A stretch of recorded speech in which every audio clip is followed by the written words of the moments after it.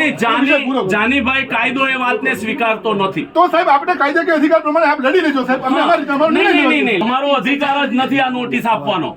મને તમે કહી દીધું, મેં સાંભળી લીધું અને એના હાઈકોર્ટના 25 જજમેન્ટ છે અમારી પાસે. સાહેબ આપ હાઈકોર્ટમાં જઈ શકો છો. 25 જે પ્રકારે આ રાજ્યની ગુજરાત સરકાર ગરીબોની અને ખેડૂતોની માને છે, પરંતુ હાલમાં જે વાવથરા જિલ્લો છે અને આજ વાવથરા જિલ્લામાંથી પસાર થતી જે લાઈનો છે, આ લાઈનોમાં ક્યાંક ને ક્યાંક જે ખેડૂતોની જમીન છે, આ જમીન છાવરવાનું કામ આ સરકાર કરે છે. અને આખરે જ્યારે ખેડૂતો કલેક્ટર કચેરી પહોંચ્યા ત્યારે કલેક્ટરે કહ્યું કે તમે હાઈકોર્ટમાં જતા રહો, તે પ્રકારનો ઉદ્ધવ જવાબ આપ્યો. આ તમામ બાબતને લઈને જે કિસાન જે ખેડૂતોના નેતા છે પાલ આંબલિયા આપણી સાથે જોડાણા છે. શું કહેશો સાહેબ, આ પ્રકારની જે રજૂઆત હતી, આ રજૂઆત લઈને કલેક્ટર કચેરી પહોંચ્યા હતા ત્યારે આરઆઈસી જે કલેક્ટર છે, અધિક કલેક્ટર છે, તેમને એવું કહ્યું હતું કે તમારે કોર્ટમાં જવું તો જઈ શકો છો.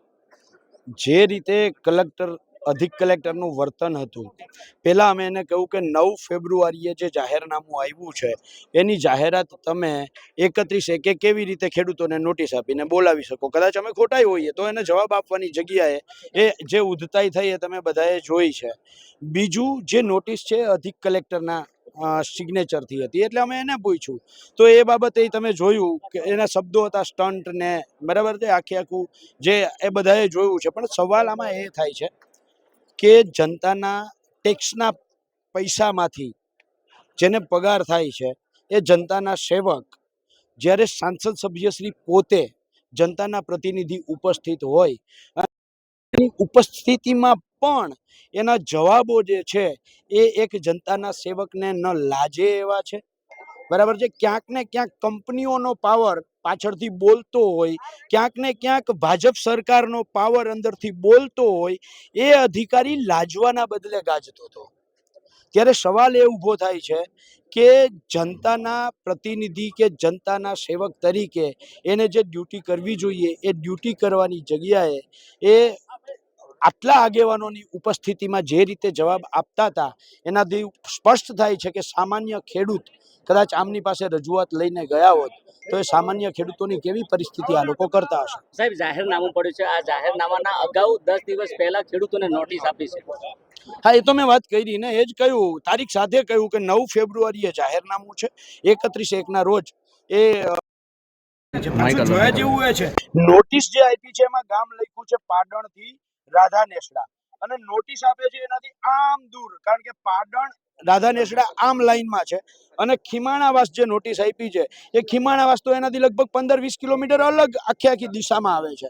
તો એ પણ ક્યાંક ને ક્યાંક ખોટું હતું, એ અમે એમનું ધ્યાન દોર્યું છે. સાહેબ, આ સરકાર ખેડૂતોની સરકાર કહે છે, ગરીબોની સરકાર કહે છે, બીજી બાજુ આ ખેડૂતોની જગ્યા છાવરવાનું કામ કરે છે, અને બીજી બાજુ જે ઉદ્યોગપતિઓ છે તેને 1 રૂપિયાના ભાવે હેક્ટરો જગ્યા આપે છે. જેવી રીતે ભાજપ એમ કહે છે કે ખેડૂત લક્ષી સરકાર છે, ખેડૂત પ્રત્યે સંવેદનશીલ સરકાર છે, એ જે છે એ જે સ્ટન્ટ કરે છે એવો ને એવો સ્ટન્ટ અત્યારે જિલ્લાના અધિક કલેક્ટર શ્રીએ કર્યો છે. એટલે તો મારે એમને કેવું પડ્યું સાહેબ નિવૃત્ત ક્યારે થાવ છો, પોલિટિક્સમાં લઈ આવવા છે. સાહેબ, સવાલ એટલો છે કે એક બાજુ જિલ્લાનો કલેક્ટર અધિક કલેક્ટર આ પ્રકારે જો આ નેતાઓને આ પ્રકારે જવાબ આપતો હોય તો સામાન્ય ખેડૂતને કયા પ્રકારે વર્તન કરતો હશે? એ તો મેં કહ્યું કે સાંસદ શ્રીની હાજરીમાં 2 પૂર્વ ધારાસભ્યશ્રીની ઉપસ્થિતિમાં અમે નાના મોટા ખેડૂતોના આગેવાન છીએ, ગુજરાતમાં નાનું મોટું કામ કરીએ છીએ, અમને પણ જો આવો ઉદ્ધતાઈથી જવાબ દેતો હોય તો ખેડૂતોને કેવા જવાબ મળતા હશે. તો આ હતા જે આંબલિયા છે, પાલ આંબલિયાનું કહેવું છે કે આ પ્રકારે જે રજૂઆત કરવા માટે કલેક્ટર કચેરીએ પહોંચ્યા હતા, આજ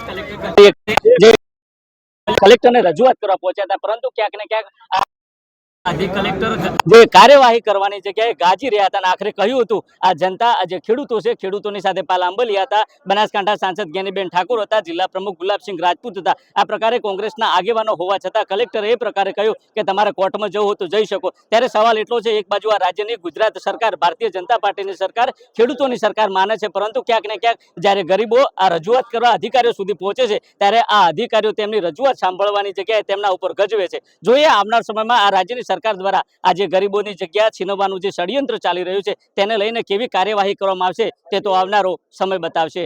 દિનેશ ઠાકોર, નવજીવન ન્યૂઝ, વાવ, થરાદ.